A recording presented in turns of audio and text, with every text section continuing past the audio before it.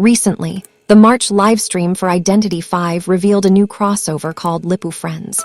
And if your reaction was, "What on earth is Lipu Friends?" Well, don't worry, you're not alone. We're in the same boat together, and it's understandable, because unlike many famous crossovers, this one isn't coming from a famous anime, a horror game, or even a big movie franchise. You could even say this is another crossover that many of us might have just heard about for the first time. And so, in today's video, I want to explore this crossover a bit deeper. We'll start with the basics: what Lipu Friends actually is, and why it ended up collaborating with Identity 5. Then we'll take a look at the characters involved in the crossover. And while we're at it, we might also talk about something interesting: why some older crossovers, especially the ones from Japan, are unlikely to return, and why we've been seeing more and more crossovers from China appearing on the developers' board lately. The reveal of the Lipu Friends crossover during the livestream sparked a variety of reactions from the Identity 5 community, with many players feeling confused. If you scroll through Identity 5's social media posts about this crossover, chances are you'll notice the same question appearing again and again. What exactly is Lipu Friends? Why does the name sound so unfamiliar? Well, to answer that briefly, Lipu Friends is a set of fictional mascot characters that were originally used as emojis in a chat application. Over time, these characters grew into full mascot or brand characters. Now they appear as stuffy dolls, stickers, and more. While I'm not entirely sure who originally created Lipu Friends, the mascots appear to be quite popular in China, with Qijiangji as its parent company. Unlike many previous collaborations, Lipu Friends is not an anime or a video game franchise, which might explain why it feels less recognizable compared to crossovers based on popular anime or games. Still, Lipu Friends features several mascot characters, and many of them are included in this crossover. Now, you might be wondering how these mascot characters can even become skins in Identity 5. Well, interestingly enough, this isn't the first time the game has collaborated with mascot characters. In the past, we've seen similar collaborations, such as the B-Duck crossover and the Line Friends crossover. Both B-Duck and Line Friends aren't anime or video game franchises either. They're simply mascot brands, and yet they still received crossover events in the game. For example, the Line Friends collaboration introduced several well-known characters such as Sally, Kanai, Leonard, and Brown into Identity 5 as crossover content. In a similar way, Lipu Friends also has its own lineup of mascots, including Lipu, Duodong, Ziyajin, Zhang Tianzhang, and Ziohe. These characters serve as the inspiration behind the crossover between Lipu Friends and Identity 5. Now, some of you might be wondering, why did Identity 5 decide to collaborate with Lipu Friends? Why not partner with a more popular franchise, like an anime series or a well-known game? Well, one possible reason could be the broader relationship between China and Japan. Lately, political tensions between the two countries have affected media distribution and collaborations. In some cases, this has made it more complicated for Chinese games to collaborate with Japanese franchises. Because of that, it's possible that Identity 5 has started looking more toward domestic collaborations, meaning IPs that are already popular within China. And this is where Lipu Friends comes in. Another factor could simply be popularity within the Chinese market. Since Lipu Friends appears to be quite popular in China, collaborating with it could help NetEase keep the game appealing to its local audience.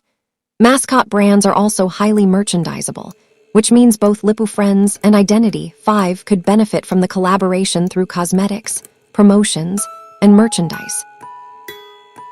There might also be a more practical reason. Mascot characters are generally much easier to adapt into crossover skins, since their designs tend to be simple and flexible. Because of that, the Lipu Friends characters can likely be implemented into Identity 5 characters with far more creative freedom. In other words, these adaptations don't necessarily need to consider things like the character's original lore or appearance too strictly. Mascot characters are usually designed to be expressive and adaptable, so developers have more room to reinterpret them when turning them into in-game cosmetics. However, things work a bit differently when it comes to crossovers with anime or video game characters. In those cases, the adaptation is usually much more faithful to the original source material. The Identity V character receiving the skin often, if not always, has to closely resemble the crossover character, not just in appearance, but sometimes in their background or narrative themes as well. A good example of this is Vera Nair's crossover skin, based on Mio Amakura from Fatal Frame. Both characters share a similar narrative element. They each have a twin sister, and both stories involve tragic circumstances surrounding those sisters. Because of these similarities, Vera Nair was a fitting choice to represent Mio Amakura in the crossover. This kind of careful character matching is common in anime or game collaborations, but it isn't as necessary when the crossover involves mascot characters like Lipu Friends. Still, in my opinion, the biggest factor might be the shift toward domestic collaborations, which could be influenced by the broader political and media environment. I actually talked about this topic briefly in another video, and we'll return to that discussion later on as well. Like I mentioned earlier, Lipu Friends has several characters, 5 characters to be precise.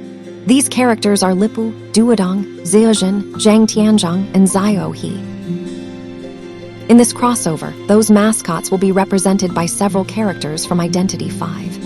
According to the latest information shared by the IDV Clue account, Lipu the Siamese cat will be represented by Amanda the Lanternist. Duodong the beagle will be represented by Luca Balsa. Meanwhile, Zeojin the pink rabbit will be represented by Demi Bourbon the barmaid. As for the remaining characters, Lawyer and Smiley Face will represent Zhang Tianzhang the carrot mascot, and Zio He the pelican respectively. All of these skins will be tier costumes. According to information shared by Identity V News on Twitter, one of the skins, Lipu portrayed by Amanda, will actually be a free skin obtained through event rewards. This means that as long as players participate in the crossover event, they should be able to obtain Amanda's Lipu costume for free.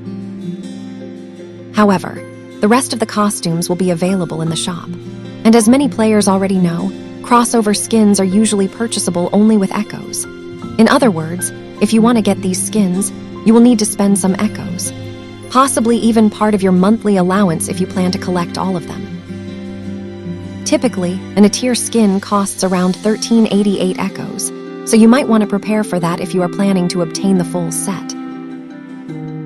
The crossover is scheduled to begin on April 2. At the moment, I have not found an official end date yet, but most crossover events in Identity V usually last somewhere between 2 weeks and about a month. It is likely that this event will follow a similar schedule. From my personal perspective, the crossover already looks quite satisfying. I especially like how Joker Studio decided to reinterpret Smiley Face's design in this crossover. It is quite a creative use of the character if you ask me.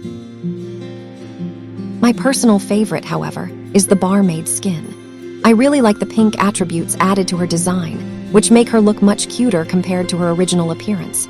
The lawyer skin, on the other hand, feels a little too flashy for my taste with its combination of green and orange colors. But of course, that is probably just a matter of personal preference. As for Amanda and Luca, I do not really have any complaints either. Once again, that mostly comes down to individual taste. Now, I want to briefly return to the question of whether Japanese crossovers might come back in the future.